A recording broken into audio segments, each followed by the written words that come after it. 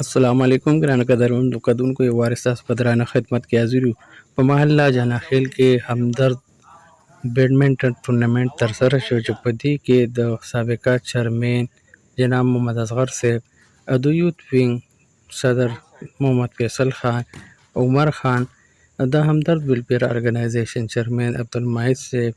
ګلزار اکبر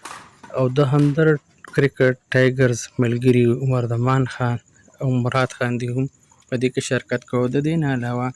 مولانا جمشید صاحب، حافظ سهیل احمد صاحب هم دې کې شرکت کړو راغلو او دا ټورنمنټ